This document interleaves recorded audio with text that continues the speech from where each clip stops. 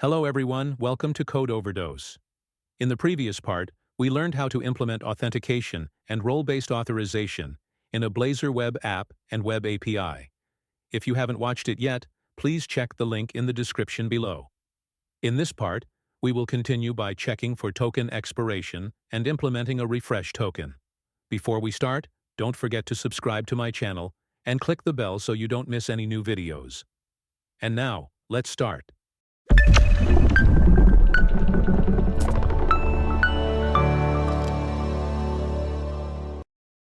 In the previous part, we created the login function and the generate JWT token function. To implement refresh token, first of all, I will revise the login function to return a refresh token. To do that, I will revise the generate JWT token function to allow passing an is refresh token flag. If it's a refresh token, we will use refresh token secret. We need a new secret for the refresh token because we need to prevent users from using the refresh token instead of the access token to access resources. The refresh token should only be used to get a new access token. Next, go to App Settings and create Refresh Token Secret.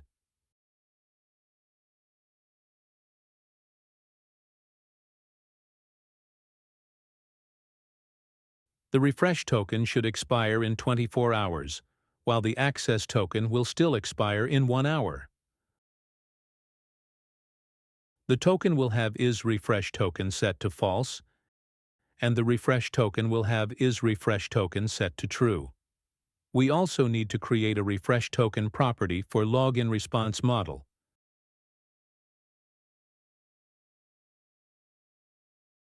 Then return the refresh token and token expired in Unix timestamp format.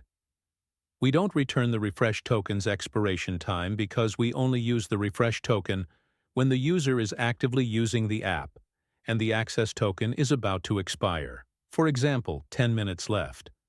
Now, let's run the app to check the API login. Open the API, type the username admin and password admin, then execute. Great! It returned the refresh token and token expiration time here. Next, go to Custom Auth State Provider. In the Mark User as Authenticated function, instead of only saving the access token to local storage, we need to save the login response model instead. Change the key to session state and the value to login response model. And the token will be model.token. Then, in Get Authentication State Async, retrieve session state from local storage.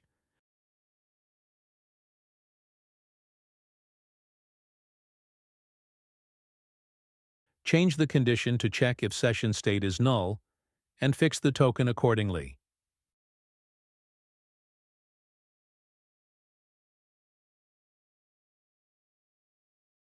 In the login component, after getting the login response model, just pass it to Mark User as Authenticated. Then run the project to test.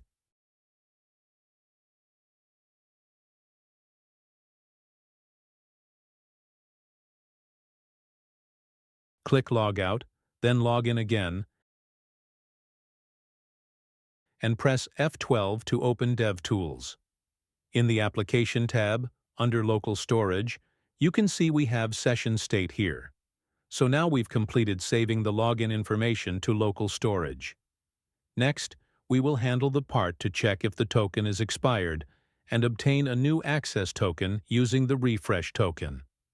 Go to the API client and in the getAuthorize header function, retrieve session state from local storage. If session state is not null and contains the token,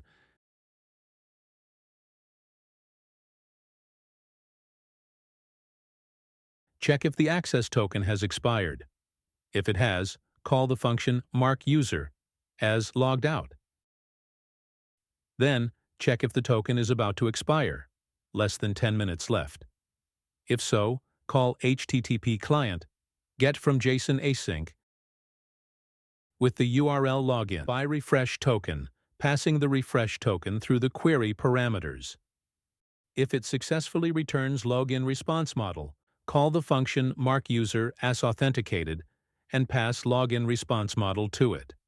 Then, set the authorization header with the bearer token. Otherwise, call markUser as logged out. If the token has not expired, simply set the authorization header with the bearer token. Next, we need to create the API login by refresh token. Let's go to auth controller and create an HTTP GET method with the path login by refresh token. Then, define the login by refresh token function to return login response model, allowing the refresh token to be passed. In this function, first, get the refresh token secret. Then, retrieve the claims principal by defining the getClaim principal from token function, which allows passing the token and secret key. Create a JWT security token handler, then obtain the secret key by encoding the secret key string. Add a try-catch block, and retrieve the principal by calling the validate token function. Pass the token into it, and set token validation parameters to include validate audience, valid audience, validate issuer, validate lifetime, validate issuer signing key, and issuer signing key as a new symmetric security key with the secret key. Use an out parameter for validate token, then return the principal. If the token is not valid, it will throw an error and go to the catch block, where you simply return null. If the claims principal is null, return an unauthorized status code. Then, get the username from the claims principal. Here, we can query the database to check if the user is valid. I will do this part later. If the user is valid, get a new token by calling the getJWT token function with isRefreshToken set to false, and generate a new refresh token with isRefreshToken set to true. Finally, return login response model with the new token, token expired, and the new refresh token. Now let's run the project.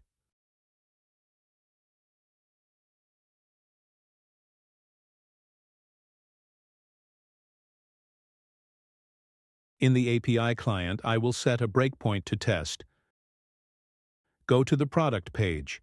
When it gets the list of products, it will go to set authorize header. Press F10 to step over. We have session state here, and the token is not expired, so it just sets the header bearer.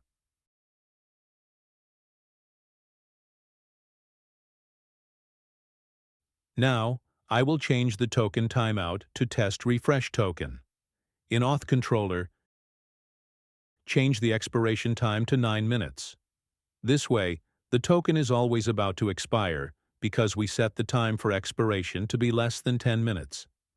Also, change the expiration time for the token, but keep the expiration time of the refresh token at 24 hours. One more thing. In the markUserAsLogout function, we need to clear session state from local storage. Then, hot reload it, log out, and log in again. Step over this call to the login API, and we will not have session state here. You can see the path is login. Go to the product page, step over, and you will see the token will have an expiration time of less than 10 minutes.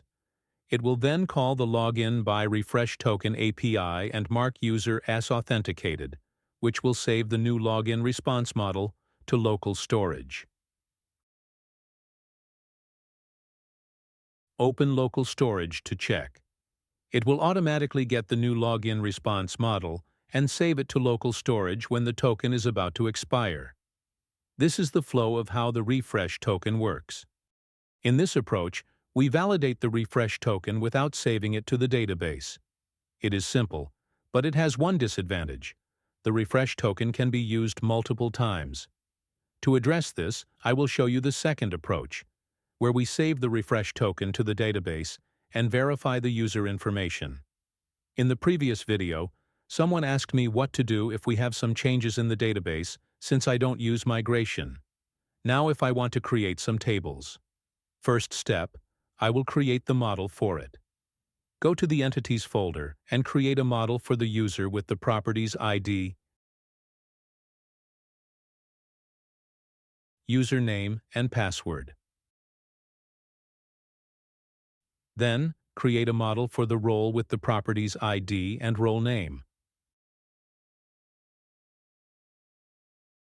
Then, create a model for user role with the properties ID, user ID, and role ID. Finally, create a model for refresh token with the properties ID, user ID, and refresh token. Next step, we will go to the database. Our database is CRUD app Blazor, and we will create those tables. Columns ID, username, and password. Set the primary key for column ID, set identity, and name the table users. Then we will create a table for role.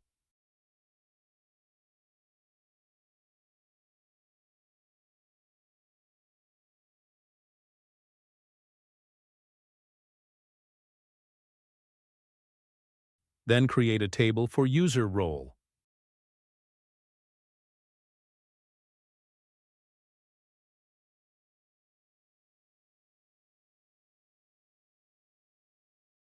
And then create a table for refresh token.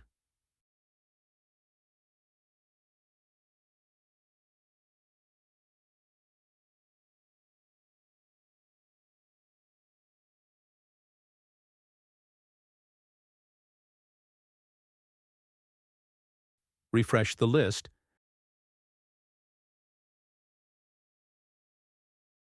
Then we will add some users. Let's edit the top 200 rows and add the users admin and user. Then, add the roles admin and user. Next, set the admin role for the user admin and the user role for the user user. In Entity Framework, we can add a navigation property that represents the relationship between entities. In the refresh token model, define the navigation property user.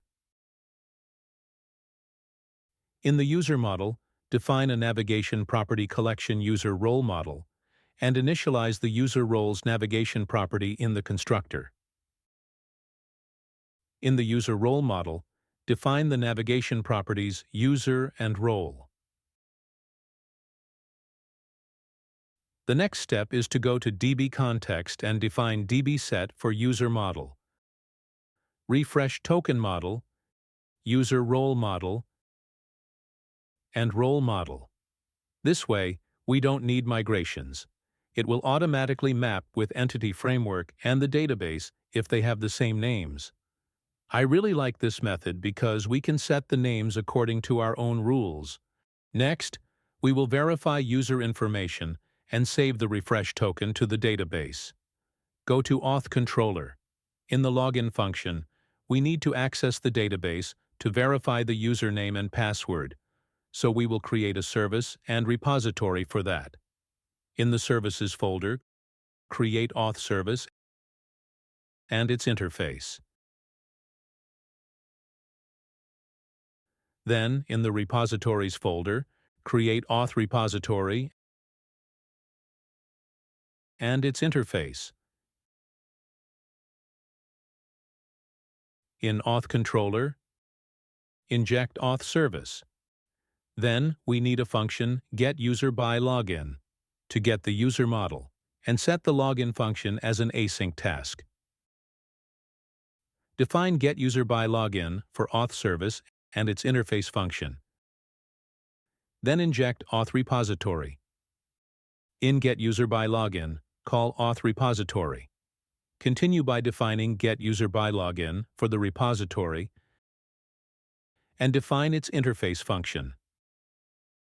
inject DB context, and in that function, return the first or default user with the matching username and password. Then, we can check if the user is not null. Pass the user model to the Generate JWT token function. Press F12 to go to this function, and update username to user model. The username will be user.username. Remove this claim and change the array to a list. Then, we can add the range of user roles with role name. To use the navigation properties role and user role here in auth repository, we should include user role and then include role.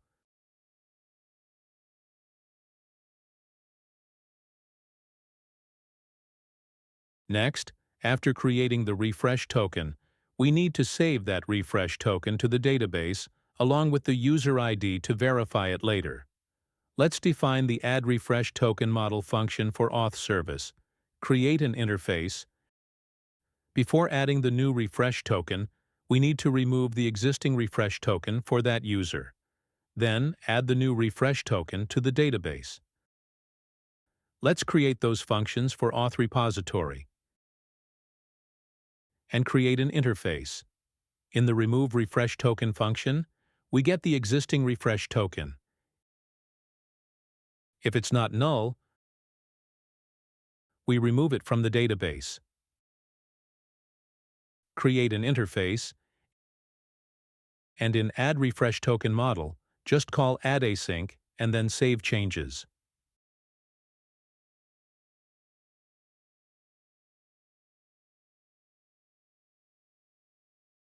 For login by refresh token, we won't use getClaim principal from token. Instead, we'll query the database to check if the refresh token exists. We need a function to get the refresh token model and add an async task. Let's define the getRefreshTokenModel function for auth service, create an interface, and return the repository. In the repository, create an interface and return the refresh token model that matches the refresh token.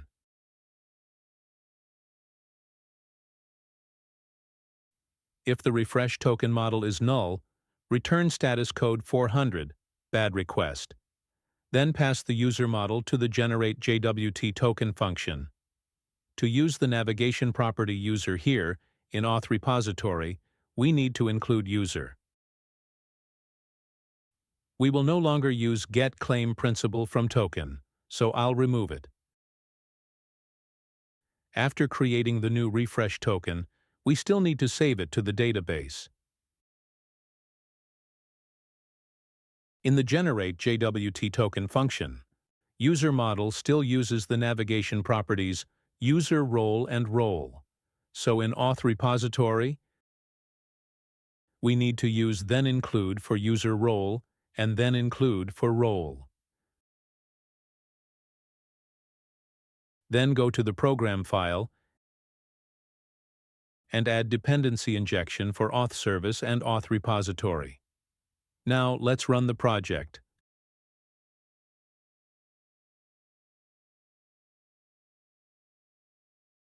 Click Login,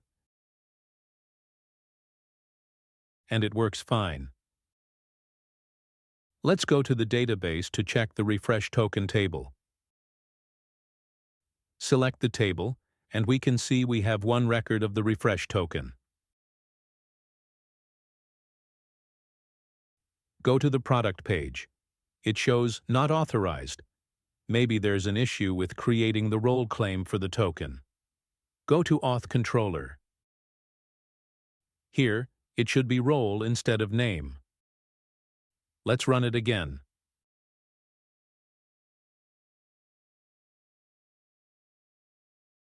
Go to the product page, and it still shows unauthorized. we need to log in again to get the new token with the correct role claim. Go to the product page again. It goes to Set Authorize Header when calling the API to get the product list. We will test if it gets the refresh token.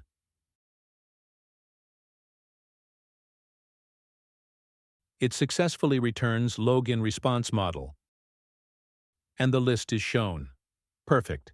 So in this video, we learned how to check whether a token has expired, obtain a new token using a refresh token, and seamlessly verify user information. These are crucial steps for maintaining secure authentication in any modern application. If you found this helpful, don't forget to give it a thumbs up and share it with others who might benefit. Also, hit that subscribe button and ring the bell to stay updated on all my latest content, especially if you're interested in more tutorials like this one. Thank you so much for watching, and as always, happy coding!